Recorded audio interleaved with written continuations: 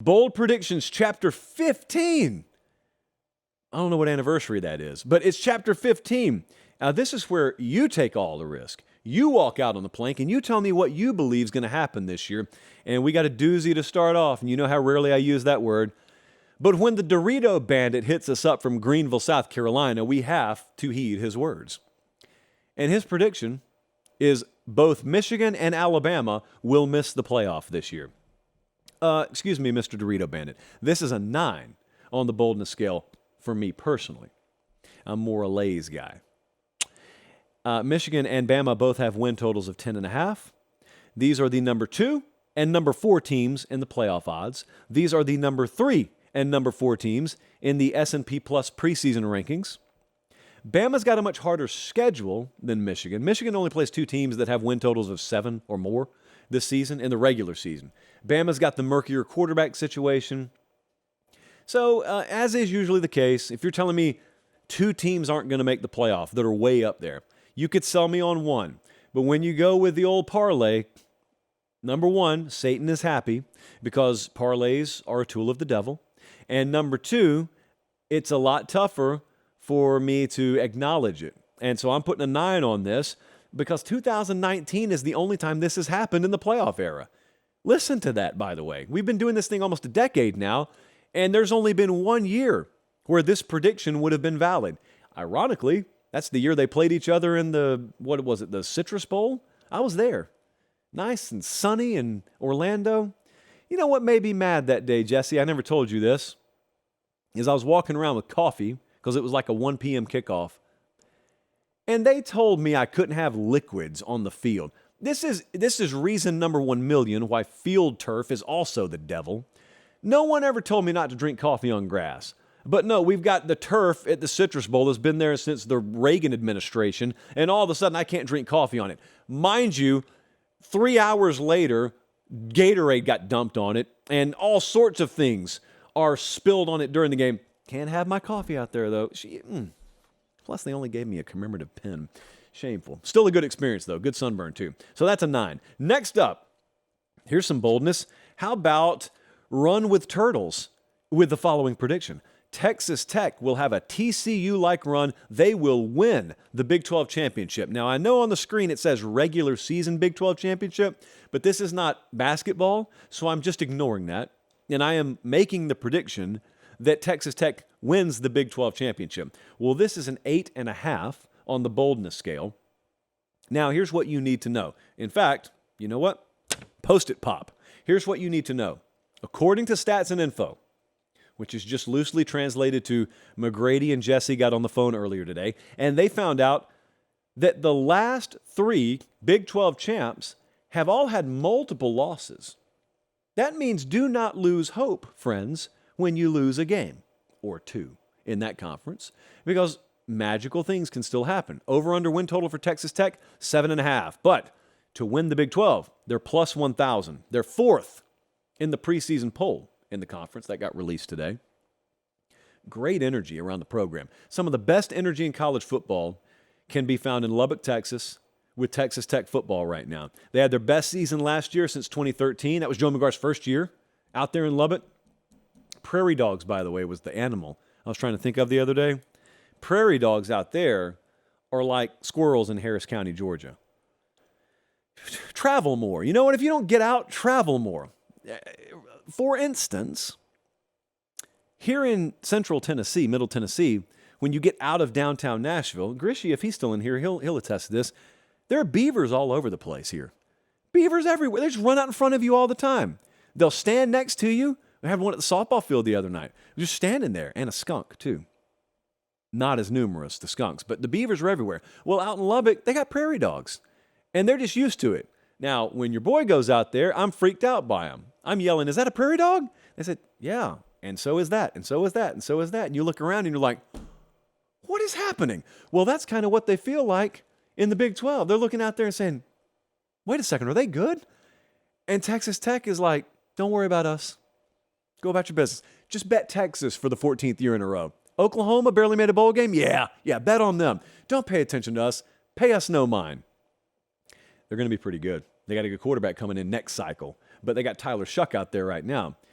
And the reason I mention his name is not only is he the starting quarterback out there, when he was healthy last year, they were 8-0. So, trend continues. Maybe they will win the Big 12 this year. They do get 5 of the bottom 6 on their schedule in terms of odds to win the Big 12. They don't play Oklahoma. They get TCU and Kansas State at home. Jesse, I know I told you I was going to make this an 8.5. I'm bumping it down to an 8.25. This is only an 8.25 on the boldness scale.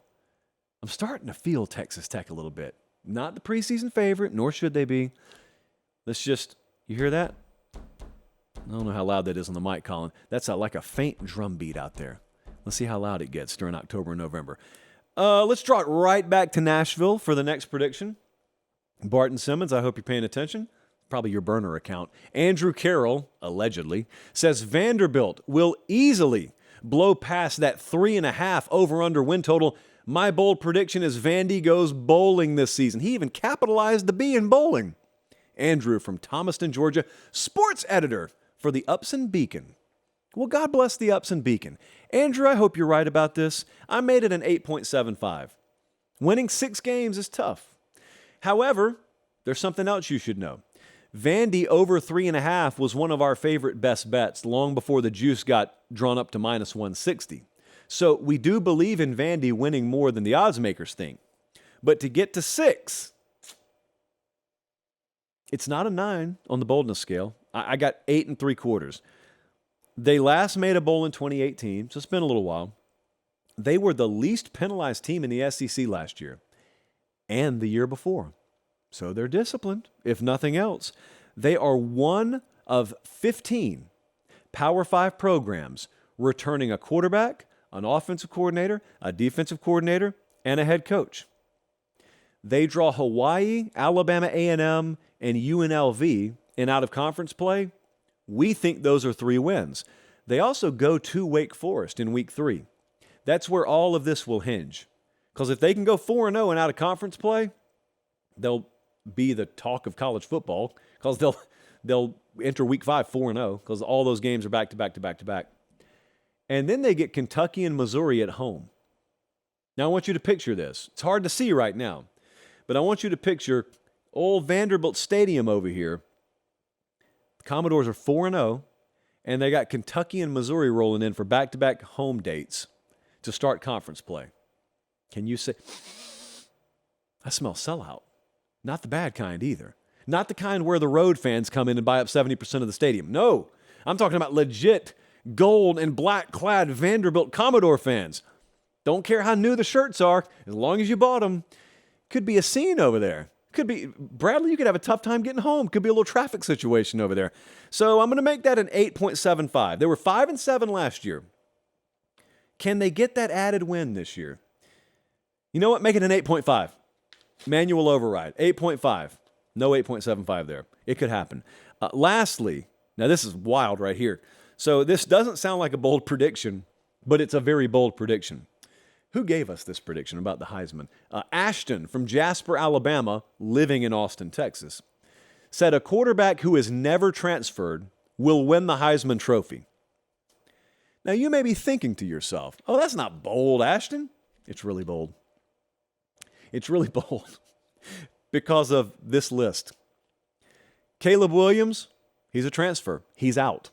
Quinn Ewers transferred. He's out. Jaden Daniels, out. Jordan Travis, most of you don't even remember, but yeah, he transferred to FSU. He's out. Penix, gone. Bo Nix, gone. You are left with a list that looks like J.J. McCarthy at Michigan, Cade Klubnik at Clemson, Drake May, Carson Beck at Georgia, Drew Aller at Penn State. These are the names, presumably. KJ Jefferson, Tyson, we don't even know who's starting at Alabama.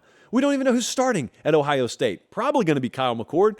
These are the names that I would have to draw from. Now, McCarthy is on the best team, but McCarthy's not going to put up Heisman stats at quarterback.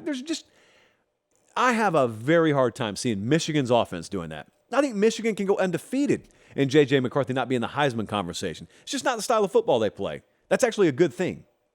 So I made this a 9.25.